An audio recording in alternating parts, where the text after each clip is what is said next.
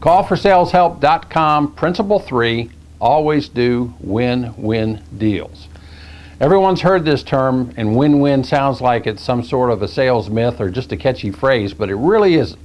Win-win means that everybody gets what they really need out of the deal, and it's different than compromise.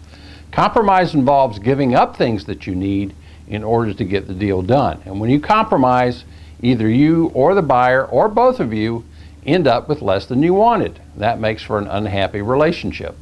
In win-win selling, you use your resources and you use your understanding of the buyer's needs to make sure that they get the value out of the deal that you want.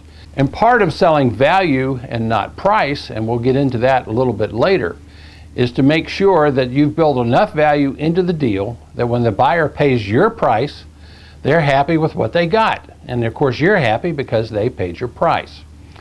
Also, don't ever do a bad deal. Everybody is tempted. We've all got quotas, we've all got goals, and we've all got bills to pay. But bad deals haunt you, and they cost you more business than you would have gotten if you just walked away. And that's what I recommend. If you really can't find a win-win solution, if you really can't find a deal that everybody's happy with and everybody's getting what they want, walk away. And guess what? And here's a secret most people don't believe is even true, but I've done it many times. If a buyer wants to make a deal with you, if they want to buy a product that in your heart you know is not a good fit, if you know they're going to be unhappy with it, do yourself a favor, do that buyer a favor, and tell them no. Tell them don't do this deal. It's not in your best interest. And guess what? Every time they go to an industry meeting, every time they talk to other buyers, or when they leave that company and go to another one, they're going to remember that. They're going to be really impressed that you passed up the chance to make a quick buck because you didn't think it was in their best interest. Win-win selling is absolutely the way to go.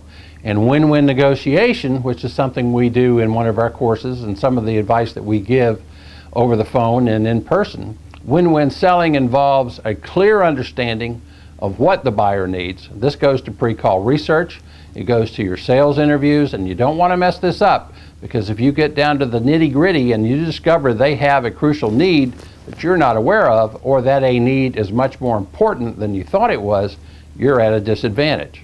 And you need to have currencies in your pocket, things that you can do to sweeten the deal, to add value to the deal that maybe they haven't thought of. You also should have a list of things that perhaps they could do for you to sweeten the deal. Put up a sign that has your name on it. Do a presentation on your product at an industry conference. Always have lists of currencies for both the buyer and the seller that you can use to do a win-win deal, a deal that everybody gets what they want.